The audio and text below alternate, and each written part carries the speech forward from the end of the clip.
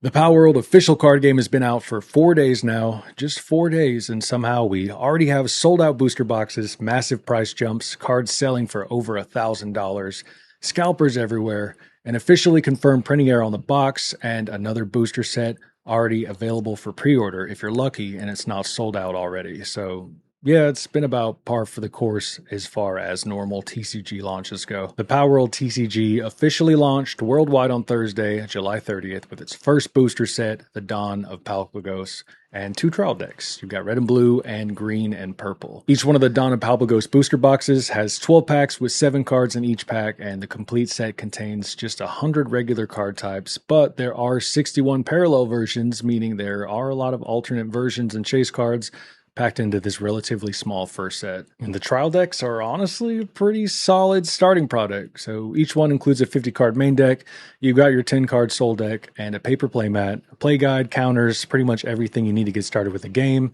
including one Dawn of Palpagos booster pack. Some cards inside the trial deck may also be replaced with parallel versions, so there is that at least for a little extra excitement when opening one. Maybe it'll help hold its value in the future too. But the launch was massive even before the release day. So before the game even officially launched, Bushiroad announced on July 9th that the Dawn of Palpagos had already reached 3.5 million booster packs sold worldwide. And that announcement came just 3 weeks before the official release date, which should have been our first warning that demand was going to be much larger than a lot of stores expected. And I was in the same boat. I really only found out about the TCG when I was scrolling Instagram Reels and saw that they were having a tournament for early access. Thought it was crazy. Never heard of it. So I went out, got a couple booster boxes, and I'm lucky I did because the prices went from $50 as of today all the way up to $200 asking price for a box. It is nuts. Once release day arrived, the product started disappearing almost immediately. There's one large eBay pre-order listing and it had sold over 500 booster boxes for about $65 before they made that unavailable.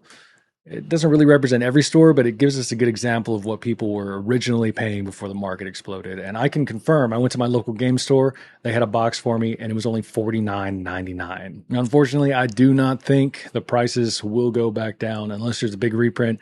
And even then, with the misprint on the box of these first editions, it might be a little hard for prices to come down. Just remember, though, that those are only the active asking prices. A seller can list a box for whatever number they really want, but that doesn't automatically mean people are regularly buying boxes for that much. But even if we only compare a roughly $65 pre-order to current listings around $170, that is still a ridiculous increase for a product that's been publicly available for just 4 days. You can expect that scalpers are going to jump into this game just like they have with any other game. It is important to remember, though, that this is just a small booster box. There's only 12 packs inside with 7 cards in each pack. At $180 per box, you're pretty much paying $15 for every pack of 7 cards. Please don't do that if you're trying to get into the game. I know this is the first Palworld set, and I know the boxes say first edition. They have the typo. I know everyone's afraid they're never going to see one again, but we're just 4 days into the game. Pretty sure it's just launch week FOMO mixed with low supply and people trying to make a quick profit. So as of today, August 3rd, I can't find a confirmed restock date or a second wave quantity from Bushiroad. I did talk to the workers at my local game store, and they said they were expecting another shipment, but they didn't know when they'd get it in. The official product page does specifically mention future reprints because the packaging error is going to be corrected in later printings, and that confirms more versions are planned, but it doesn't tell us when the boxes will arrive, how large the next printing is going to be, or whether stores will even receive enough product to meet demand. So in a nutshell, yeah, more boxes should eventually exist. That doesn't mean they're going to show up next week, but it also means I wouldn't panic and pay $300 or $400. Because somebody on eBay says that that's the price of the set, and once it's gone forever. Don't fall for the FOMO. Wait for actual info. And the singles market is just as ridiculous. The biggest headline was the gold Cativa Soul card. And then we have this copy of Chill at the Dragon Whisperer. A copy sold for $1,400 before release. More recently, sales have been looking closer to the $700 to $1,100 range, with price charting currently estimating the ungraded value is about $1,000. That is pretty pricey. And if you want to look at some of the other chase card estimates, we've got Lylene roughly at 350, Lily Strategy is about 300, and Zoe Strategy is about 250. If you're curious and want to look at all the card prices yourself, you can definitely check those out through the Dawn of Palworld price charting guide that I'm going to link in the description down below. The numbers are probably going to change pretty consistently and be volatile, right? The game is brand new. There are not many completed sales, and more cards are entering the market every single day as people get their packs in. The first seller that pulls a card gets to name a crazy astronomical price.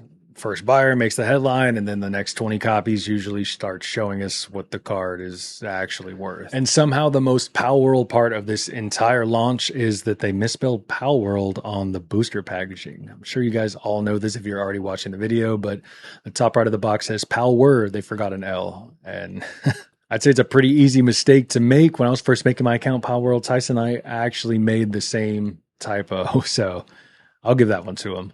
Bushiroad has officially acknowledged that the printing error is there and says that the spelling is going to be corrected in future reprints. So naturally, sellers immediately started calling these first edition error boxes and listing them at even higher prices than before. Now, could those sealed error boxes become collectible years from now? I mean, sure, anything's possible, but as of right now, they're more common than boxes without the error. So don't let somebody convince you that every misspelled booster box is suddenly the Black Lotus. But more importantly, how's the actual game doing? And the trial decks are easy enough to learn with, but gathering materials, managing your soul cards, assigning workers instead of attacking, playing structures, and deciding when to attack kind of gives it its own identity as a TCG. Kind of reminds me of Hearthstone, a little bit of Magic the Gathering, but I do like the crafting mechanics. It doesn't just feel like Pokemon with different artwork, for instance. I'd say out of the box, red and blue is probably your more aggressive tempo deck, and a slower control build would lend itself better to the green-purple, just based on card effects I've seen so far. But as it is now, we really don't have a competitive meta yet. We've just got 4 days of games, we've got a couple local launch events, simulator matches online, and 700 YouTube thumbnails claiming that they discovered the best deck in the game, right? Just give it a few weeks. The first real tournament results are going to tell us much more than launch week tier list. So official Palworld shop tournaments are also starting this month at Bushiroad tournament stores. And for August, every participant's going to get one card from the PR Card Pack Volume 1, which contains one randomly selected card from a 9-card series. The champion's going to get 2 more cards from the same promo series, and stores receive additional packs that could be awarded using their own selection method. So maybe all participants get one, maybe only the top 5 get one. It's up to the card shop. I think the next few months are really going to tell us whether stores are going to continue to run these events after the initial Palworld hype settles down. But as of now, there are a lot of people interested. Now, the second booster set, Legends Awaken, is set to release on October 30th. It's confirmed that it's going to have another 100 regular card types plus parallel versions, just like the first pack, and the featured colors are red, blue, green, purple, and colorless, just like our current pack. Pre-orders already have been announced through local stores, and considering what happened with the first set, people are already going to be afraid of missing out on set 2. In fact, if I look anywhere online, all of the pre-orders seem to be sold out. So your best bet is probably heading to your LGS and trying to pick one up in person. My advice in that sense is just to pre-order from a store you trust at a reasonable price. Don't panic buy multiple cases just because Dawn of Palworld goes sold out, and don't pay way over $50, $70, $100 for these boxes. We still haven't even seen the complete Legends Awaken card list, the chase cards, or the new full mechanic sets. But hey, I'm pretty sure there's going to be a Jet Dragon in there at the very least. And before Set 2 launches, the Sleeve and Card Volume Set 1 is going to release on October 2nd. So that pack is going to have 75 sleeves and 10 total cards, made up of 5 unique card types. The cards are going to be exclusive to this product, and some copies can be randomly replaced with parallel versions. Super sick. The only thing I may not like about this is that because these are apparently unique cards and not just alternate artwork of existing cards, if you're interested in playing competitively, you might need to buy the products depending on how strong those cards are. It's something we'll definitely need to keep an eye on. They're pretty much not treating this like a small promotional side product, which is cool to see. They're trying to build it into a real competitive TCG immediately, at least while they've got the hype from Palworld 1.0 dropping. So you've got all the information and you're wondering, what should you do right now? If you already have your products, open them, build a deck, start playing. If you want to collect a box or two, keep it sealed in case the price increases. That's cool too. If you missed the first wave, I wouldn't pay $200 for a booster box unless money generally does not matter to you. Look for the trial decks, check the official tournament stores, buy the singles you actually need or want after the prices settle.